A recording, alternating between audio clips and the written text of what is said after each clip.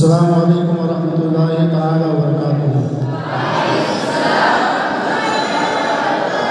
نحمدک یا اللہ ونصلی ونسلم علیک یا رسول اللہ، اما بعد فاعوذ باللہ من الشیطان الرجیم، بسم اللہ الرحمن الرحیم۔ سبحان الذی اسریٰ بعبدہ لیلا من المسجد الحرام الی المسجد الاقصی إلى آخر الآية۔ آمنت بالله صدق الله مولانا العظيم وبلغنا رسوله النبي الأمين المتين المبين المعين الكريم، ونحن على ذلك لمن الشاهدين والشاكرين والذاكرين والحمد لله رب العالمين۔ کمال عقیدت و احترام کے ساتھ بارگاہ نبوت و رسالت میں درود پاک پیش کریں پر اللہم صلی علی سیدنا مولانا محمد بن الجود والکرم وآلہ الکرام یومہ الکریم مبارک وسلم صلی علیہ وسلم دائما علیکہ سیدی اور رسول اللہ صلی اللہ علیہ وسلم۔ حضرات، آج کی بابرکت تقریب اور بارونق وزن جس میں ہم اور آپ شرکت کی سعادت حاصل کی ہوئی ہیں، سفر معراج کے حوالے سے منعقد کی گئی ہے۔ میں آپ کے سامنے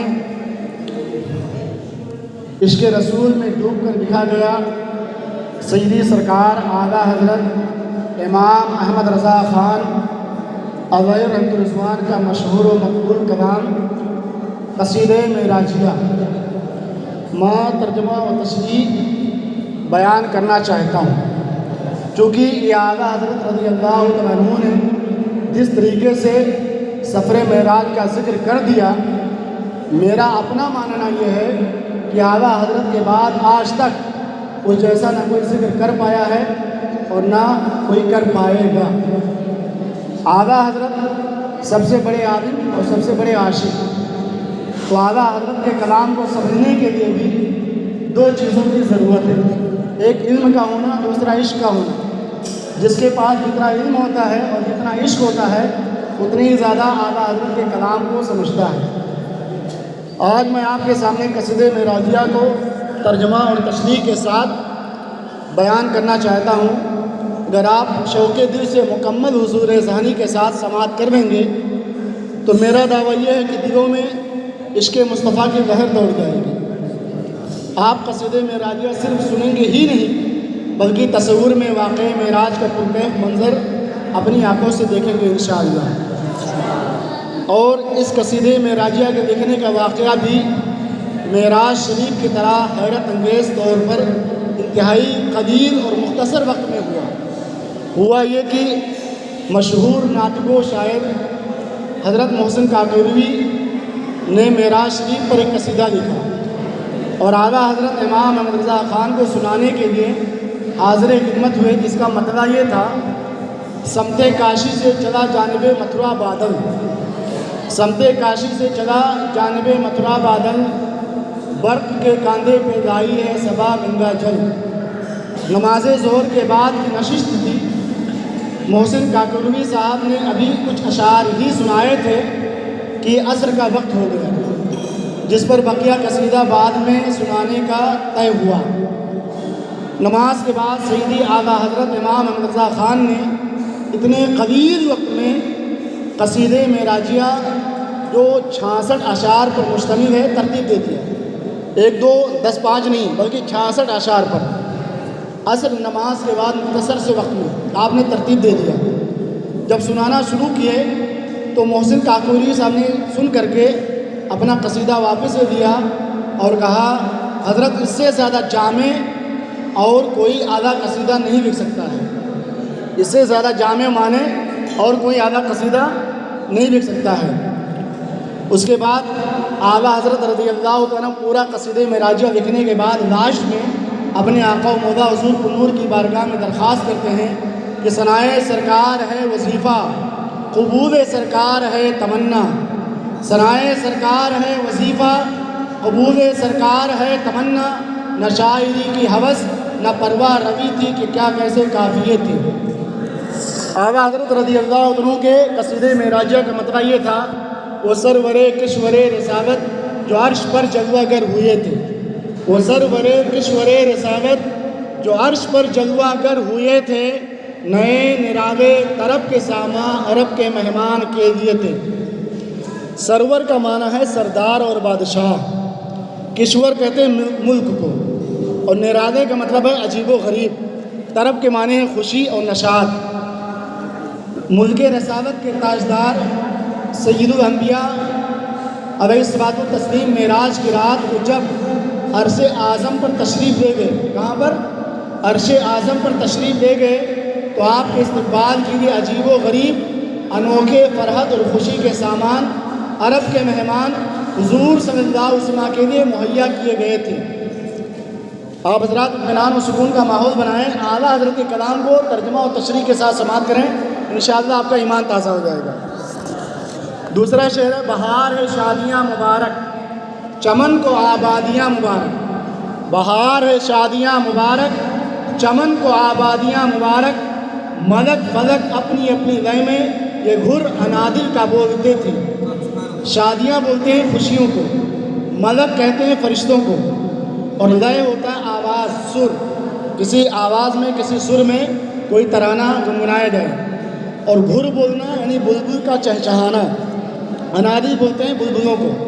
اب اس شعر کا مطلب یہ ہے کہ شب معراج آسمان اور فرشتے اپنی اپنی آوازوں میں بلبلوں کی طرح چہچہاتے تھے، اور چمن جہاں کو خوشیوں اور جانے بہار سرور کائنات عظمیٰ کی آمد کی مبارکباد دے رہے تھے۔ وہاں فلک پر یہاں زمیں پہ رچی تھی شادی مچی تھی دھوم ہے، وہاں فلک پر یہاں زمیں میں رچی تھی شادی مچی تھی دھوم ہے، ادھر سے انوار ہنستے آتے ادھر سے نفحات اٹھ رہے تھے، ادھر سے انوار ہنستے آتے ادھر سے نفحات اٹھ رہے تھے۔ نفحات بولتے ہیں خوشبوؤں کی بھیک کو، کس کو؟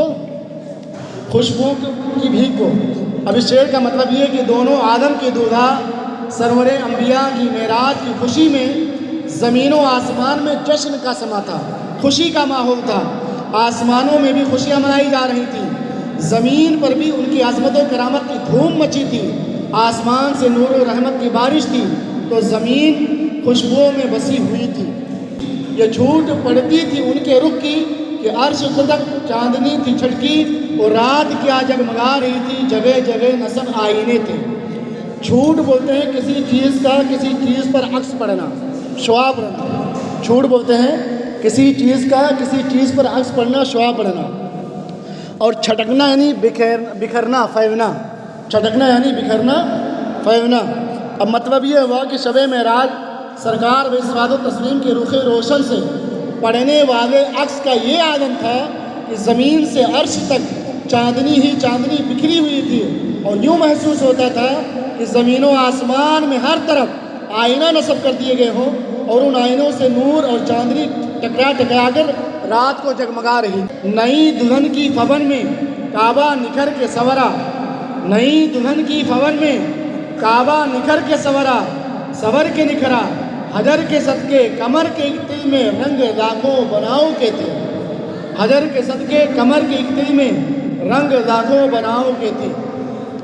فبن کا معنی ہے زیبائش، سجاوٹ، اور بناوٹ کا معنی ہے بناؤ کا معنی آرائش اور سنگار، زینت۔ شب معراج جہاں ساری کائنات کو سجایا گیا، وہیں کعبۃ اللہ شریف بھی نئی دلہن کی طرح سجایا گیا تھا۔ حجر اسود یوں لگتا تھا کہ جیسے نظر بد سے بچانے کے لیے لگایا گیا کالا تل ہو۔ بچے کی پیشانی پر نظر بد سے بچانے کے لیے ایک چھوٹا سا کالا تل عورتیں عموماً لگاتی ہیں۔ تو اس شعر کا مطلب یہ ہے کہ اس کعبۃ اللہ شریف کو اس انداز میں نئی دلہن کی طرح سجایا گیا تھا، اور حجر اسود یوں لگتا تھا کہ جیسے نظر بد سے بچانے کے لیے لگایا گیا کالا تل ہو۔ اس ایک ہی رنگ میں آرائشوں اور سجاوٹوں کے لاکھوں رنگ چھلک رہے تھے۔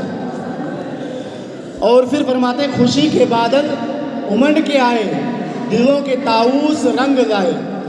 خوشی کے بادل امنڈ کے آئے، دلوں کے طاؤس رنگ لائے، وہ نغمۂ نعت کا سما تھا، حرم کو خود وجد آ رہے تھے۔ وہ نغمۂ نعت کا سما تھا، حرم کو خود وجد آ رہے تھے۔ امنڈ کر آنا مطلب ہجوم کر کے آنا، بھیڑ کر کے آنا۔ طاؤس بولتے ہیں مور کو، مور پرندہ آپ دیکھتے رہتے ہیں۔ رنگ دانا یعنی رنگین ہونا، اچھا دکھائی دینا۔ شب معراج رحمت و انوار کے بادل خوش ہو کر کے جمع ہو گئے اور نور و رحمت برسانے لگے۔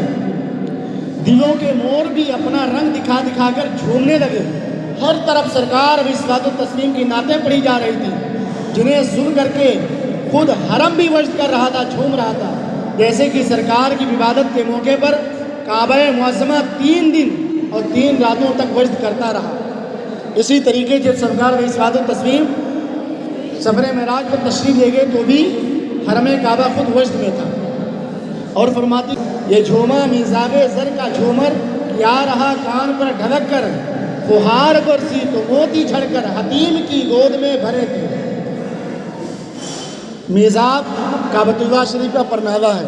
کعبہ شریف کے اندر جو پرناوا جہاں سے پانی نیچے آتا ہے اس کو بولتے ہیں میزاب، اور زر کا معنی ہے سونا۔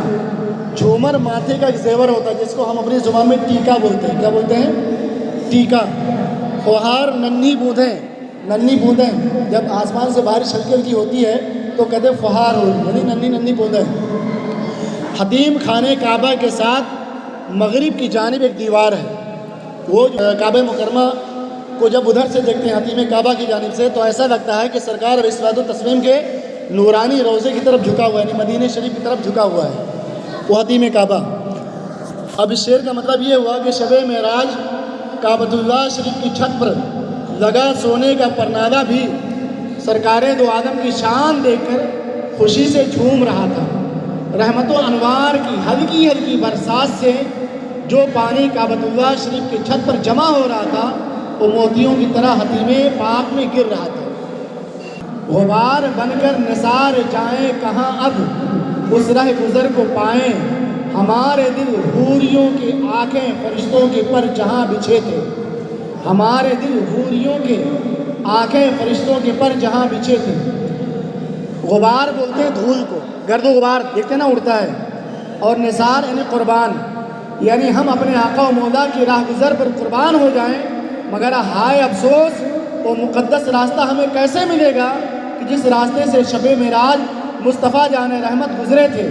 اس راستے پر نہ صرف ہمارے دل بلکہ جنت کی حوروں نے اپنی آنکھیں فرش راہ کی ہوئی تھی اور فرشتوں نے اس راہ پر اپنے نوری پروں کو بچھایا ہوا تھا۔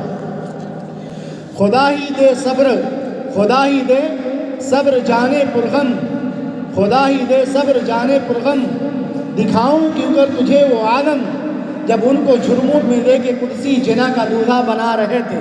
پرغم کا مطلب غموں سے بھرا ہوا، قدسی کا مطلب یہاں فرشتے ہیں، اور جنا جنت۔ اے ہجر و فراق رسول میں دکھوں کی ماری میری جان، خدا ہی تجھے صبر کی دولت عطا کرے۔ میں تجھے کس طرح وہ حسین منظر دکھا سکتا ہوں کیونکہ تجھ میں وہ تاب ہی نہیں۔ جب معراج کی شب فرشتوں کی مقدس جماعت جانے کائنات اسما کو اپنے گھیرے میں لے کر آپ کو جنت کا دولہا بنا رہی تھی، میری جان تجھ میں دیکھنے کی تو کیا سننے کی بھی طاقت نہیں ہے۔ اور فرماتے ہیں اتار کر ان کے رخ کا صدقہ یہ نور کا بٹ رہا تھا باڑا، اتار کر ان کے رخ کا صدقہ یہ نور کا بٹ رہا تھا باڑا، کہ چاند سورج مچل مچل کر جبی کی خیرات مانگتے تھے، کہ چاند سورج مچل مچل کر جبی کی خیرات مانگتے تھے۔ باڑا کا مطلب بھی خیرات ہے، اور خیرات کا معنی بھی خیراتی ہے۔ جبین یعنی پیشانی ماتھا۔ شب معراج سرور کائنات کے رخ روشن کا صدقہ اتارا جا رہا تھا۔ ایسا لگ رہا تھا کہ رب کائنات نے سارے جہان کے نوروں کو حکم دے دیا تھا کہ برسنا ہے تو اس نور الانوار احمد مختار کے چہرے پر برسو۔ سرور دو عالم کے چہرے اقدس کے نچھاور سے تمام نورانیوں میں نور کی خیرات بانٹی جا رہی تھی۔ چاند و سورج کا یہ حال تھا کہ باوجود اس قدر تابناک و روشن ہونے کے وہ بھی مچل مچل کر سرکار دو عالم کی پیشانی اقدس کی خیرات مانگ رہے تھے۔ یہ اس شعر کا مطلب ہے۔ اور بچا جو تلوؤں کا ان کے دھومن، بچا جو تلوؤں کا ان کے دھومن، بنا وہ جنت کا رنگ و روغن، جنہوں نے دولہا کی پائی اترن وہ پھول گلزار نور کے تھے۔ دھون وہ پانی جس سے کچھ دھویا گیا ہو، جس سے کچھ دھو دیا جاتا ہے اس پانی کو دھون بولتے ہیں، اور اترن جس کپڑے کو ایک مرتبہ پہن کر کے اتار دیا جائے اسے اترن بولتے ہیں۔ تو مطلب یہ ہوا کہ شب معراج سرکار وصلات التسلیم کے مبارک تلوؤں کے باقی بچے ہوئے دھون سے جنت کا رنگ و روغن کیا گیا، جنت کا رنگ و روغن بنایا گیا، جس سے جنت کا حسن اور بھی دوبادہ ہو گیا۔ سرکار وصلات التسلیم کے اتارے ہوئے کپڑے بھی خیرات میں بانٹے گئے۔ سرکار کے نورانی جسم اقدس کی برکتیں لوٹنے والے کپڑوں کا اگر صحیح معنوں میں کوئی حقدار تھا تو نورانی باغات کے پھول اور شگوفے تھے، جو سرکار کے اترن پا کر اور بھی نورانی ہو گئے تھے۔ جو ہم بھی وہاں ہوتے، یہاں تمنا کر رہے ہیں کہ کاش ہم بھی وہاں ہوتے، جو ہم بھی وہاں ہوتے، کھا کے گلشن لپٹ کے قدموں سے لیتے اترن، جو ہم بھی وہاں ہوتے، کھا کے گلشن لپٹ کے قدموں سے لیتے اترن، مگر کریں کیا نصیب میں تو یہ نامرادی کے دن لکھے تھے، مگر کریں کیا نصیب میں تو یہ نامرادی کے دن لکھے تھے۔ وہاں کا مطلب وہاں، نامرادی کا مطلب ناکامی، محرومی، یعنی ہم کیوں ہوئے، ہم کیوں ہوئے، کاش ہم کوئی پہاڑ ہی ہوتے کہ شب معراج مقدر بلندی پر ہوتا، کاش ہم کوئی نہر ہی ہوتے کہ شب معراج لباس آوے رواں نصیب ہو جاتا، کاش چاند یا سورج ہوتے کہ سرکار کے رخ روشن کا صدقہ ہی مل جاتا، کاش ستارے ہوتے کہ سرکار کے تلوؤں کا دھون قسمت میں ہوتا، یہ سب کچھ نہ بھی ہوتے، کاش ہم شب معراج سرکار وصلات التسلیم کے رہ گزر کی خاک ہی ہوتے کہ سرکار کے قدموں سے لپٹ جاتے اور ان کے قدمین شریفین کی برکتیں حاصل کرتے، مگر ہائے افسوس ہماری نصیب میں تو یہ ناکامیوں اور محرومیوں کے ہی دن لکھے تھے کہ سرکار دو عالم کی قربت تو دور کی بات، ہم تو ان کے طریقوں سے ہی دور ہو گئے۔ اٹھی جو گردے رہے منور، وہ نور برسا کی راستے بھر، گھرے تھے بادل بھرے تھے جل تھل، امن کے جنگل ابل رہے تھے۔ یعنی بادل مطلب ہوتا ہے بادل گرنا، یعنی بادلوں کا جمع ہونا، جل تھل کا مطلب ہر جگہ پانی پانی ہو جانا، اور امننا مطلب طغیانی آنا، ابلنا یعنی کناروں سے باہر نکل جانا۔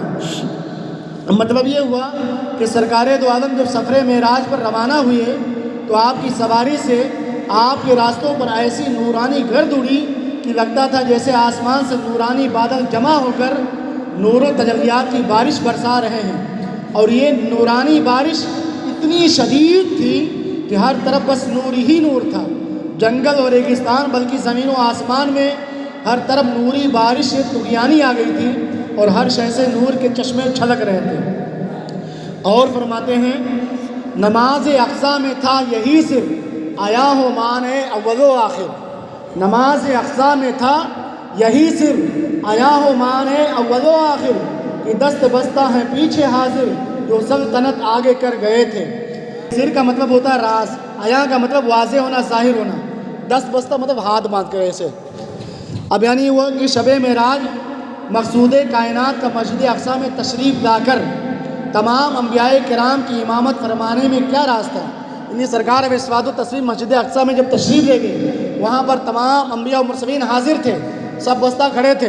حضرت جبریل امین نے سرکار وصلات التسلیم کو مصلی امامت پر آگے بڑھایا، آپ نے وہاں پر نماز پڑھائی، آپ نے وہاں پر تمام انبیاء کی امامت فرمائی، اور تمام انبیاء جو ہے آپ کے مقتدی بن گئے۔ تو فرماتے ہیں کہ نماز اقصیٰ میں تھا یہی سر، آیا ہو مانے اول و آخر، کہ دست بستہ ہیں پیچھے حاضر، جو سلطنت آگے کر گئے تھے۔ یعنی شب معراج مقصود کائنات کا مسجد اقصیٰ میں تشریف لا کر تمام انبیاء کرام کی امامت فرمانے میں کیا راز تھا؟ سرکار کا مسجد اقصیٰ میں امامت فرمانے میں راز یہی تھا کہ تمام زمانے پر سرکار کی شان و شوکت، عظمت و رفعت ظاہر ہو جائے کہ بظاہر سرکار اس دنیا میں سب سے آخری نبی ہیں، سب سے آخر میں تشریف لائے ہیں، مگر آج شب معراج تمام انبیاء کرام سب ہاتھ باندھے پیچھے مقتدی بن کر کے سرکار کے پیچھے کھڑے ہیں، اور سرکار ان کے امام ہیں، گویا سب سے آگے اور سب سے پہلے بھی سرکار ہیں، سرکار ہی سب سے آخری نبی بھی ہیں۔ یہ معنی ظاہر ہونا تھا۔ سنا یہ اتنے میں عرش حق نے، سنا یہ اتنے میں عرش حق نے، کہ یہ مبارک ہو تاج والے، سنا اتنے میں عرش حق نے کہ یہ مبارک ہو تاج والے، وہی قدم خیر سے پھر آئے جو پہلے تاج شرف تیرے تھے، جو پہلے تاج شرف تیرے تھے۔ یعنی حضور اب تنہا آگے روانہ ہوئے، عرش کو یہ خوشخبری ملی کہ عرش تجھے مبارک ہو، وہ تاجدار انبیاء تشریف لا رہے ہیں جن کے قدموں کی برکت پہلے ہی تیری عزتوں اور عظمتوں کا تاج تھی۔ یہ سن کے بے خود پکار اٹھا، نثار جاؤں کہاں ہے آقا۔ اب عرش حق بول رہا ہے کیا؟ یہ سن کے بے خود پکار اٹھا، نثار جاؤں کہاں ہے آقا۔ پھر ان کے تلوؤں کا پاؤں بوسا، یہ میری آنکھوں کے دن پھرے تھے۔ پھر ان کے تلوؤں کا پاؤں بوسا، یہ میری آنکھوں کے دن پھرے تھے۔ یعنی عرش نے جب یہ خوشخبری سنی کہ سرکار تشریف لا رہے ہیں تو سن کر بے قرار ہو گیا، وجد میں آ کر پکارنے لگا، میرے سرکار کہاں ہیں آپ؟ جلدی تشریف لائیے، میں آپ کے مبارک تلوؤں کو چومنے کی سعادت حاصل کر سکوں۔ مدت سے میری آنکھیں آپ کے قدمین شریفین کی زیارت کرنے کے لیے بےتاب تھی۔ جھکا تھا مجرے کو عرش اعلیٰ، گرے تھے سجدے میں بزم بالا۔ یہ آنکھیں قدموں سے مل رہا تھا، وہ گرد قربان ہو رہے تھے۔ یعنی سلام کرنا، مجرا کا مطلب کیا ہوتا ہے؟ سلام کرنا۔ بزم بالا یعنی آسمانوں کی نوری مخلوق۔ اب اس کا مفہوم یہ ہوا کہ عرش اعلیٰ حضور کو سلامی پیش کرنے کی غرض سے جھک گیا تھا۔ آسمانی مخلوق نوری فرشتے اللہ تبارک و تعالیٰ کا سجدہ شکر ادا کر رہے تھے کہ ان کو سرکار کی زیارت عطا ہو گئی۔ عرش اپنی آنکھیں حضور کے قدموں سے مل رہا تھا اور نوری مخلوق حضور کے گرد پھر پھر کر قربان ہو رہی تھی۔ یہی سما تھا کہ پیک رحمت خبر یہ لایا کہ چلیے حضرت تمہاری خاطر کشادہ ہیں جو قدیم پر بند راستے تھے۔ تمہاری خاطر کشادہ ہیں جو قدیم پر بند راستے تھے۔ سما کا مطلب موقع گھڑی، اور پیک معنی ہوتا منادی۔ پیک معنی کیا ہوتا ہے؟ منادی، ندا۔ اور کشادہ کا مطلب کھلے ہوئے، وسیع ہونا۔ قدیم یعنی حضرت موسیٰ قدیم۔ اب یہ اس کا مفہوم یہ ہوا کہ یہی وہ گھڑی تھی کہ رحمت کے منادی نے یہ خبر سنائی کہ حضور والا آگے بڑھیے، آپ کے خاطر اور راستے بھی کھول دیے گئے ہیں جو حضرت موسیٰ کلیم پر بھی بند تھے۔ حضرت موسیٰ کلیم نے رب کی بارگاہ میں عرض کی تھی کہ مولا مجھے اپنا دیدار عطا فرما۔ کیا کہا تھا؟ ربی ارنی، اے اللہ تو مجھے اپنا جلوہ عطا فرما، مجھے اپنا جلوہ دکھا دے۔ تو اللہ تبارک و تعالیٰ نے ارشاد فرمایا لن ترانی، تم مجھے ہرگز نہیں دیکھ سکتے۔ اب اللہ تبارک و تعالیٰ اپنے محبوب کو اپنے دیدار کی سعادت عطا کرنے کے لیے خود طلب فرما رہا ہے، خود طلب فرما رہا ہے۔ تو حضرت فرماتے یہی سما تھا کہ پیک رحمت خبر یہ لایا کہ چلیے حضرت تمہارے خاطر کشادہ ہیں جو قدیم پر بند راستے تھے۔ خیرت سے کہہ دو کہ سر جھکا دے گما سے گزرے گزرنے والے۔ خیرت سے کہہ دو کہ سر جھکا دے گما سے گزرے گزرنے والے۔ پڑے ہیں یہاں خود جہد کو لا دے، کسے بتائے کدھر گئے تھے، کسے بتائے کدھر گئے تھے۔ خیرت کا معنی ہوتا ہے عقل، اور گما کا مطلب ہوتا ہے سوچ و فکر۔ یہاں معنی ہوتا ہے یہاں، یہاں معنی ہوتا ہے یہاں، اور جہد معنی ہوتا ہے سمت، اطراف۔ زیادہ پڑھنا یعنی مایوس ہو جانا، امید ٹوٹنا۔ اب مطلب یہ ہوا کہ عقل سے کہہ دو کہ اب اپنا سر جھکا کر ہار مان لے، کیونکہ عقل کی سوچ اور گمان میں حضور کی رفتیں نہیں آ سکتی، بلکہ یہاں تو سمتیں اور اطراف خود حیران و پریشان ہیں کہ شب معراج حضور کہاں تشریف لے گئے تھے۔ آگے سراغ عین و متا کہاں تھا، نشان کیف و ادا کہاں تھا۔ سراغ عین و متا کہاں تھا، نشان کیف و ادا کہاں تھا۔ نہ کوئی راہی نہ کوئی ساتھی، نہ سنگ منزل نہ مرحبے تھے۔ نہ کوئی راہی نہ کوئی ساتھی، نہ سنگ منزل نہ مرحبے تھے۔ سراغ معنی جانتے ہیں کھوج نشان، عین معنی ہوتا ہے کہاں، اور متا معنی جانتے ہیں کب، کیفا معنی ہوتا ہے کیسے، ادا معنی تک۔ اب یہ ہوا کہ حضور انور جہاں تشریف لے گئے وہاں کا کوئی نشان ڈھونڈنا بھی چاہے تو کیسے ڈھونڈے، کیونکہ کہاں، کب، کیسے، کدھر جیسے سوالات ختم ہو چکے تھے۔ جبریل امین بھی پیچھے رہ گئے تھے، حضور انور تنہا ہی آگے بڑھ رہے تھے۔ نہ پتھروں کا راستہ تھا کہ پتھروں پر ہی ان کے نقش قدم دیکھ لیتے، نہ منزلوں کی کوئی حد تھی۔ نبی رحمت، شفیع امت، رضا باللہ و عنایت، اسے بھی ان خلعتوں سے حصہ جو خاص رحمت کے وہاں بٹے تھے۔ اسے بھی ان خلعتوں سے حصہ جو خاص رحمت کے وہاں بٹے تھے۔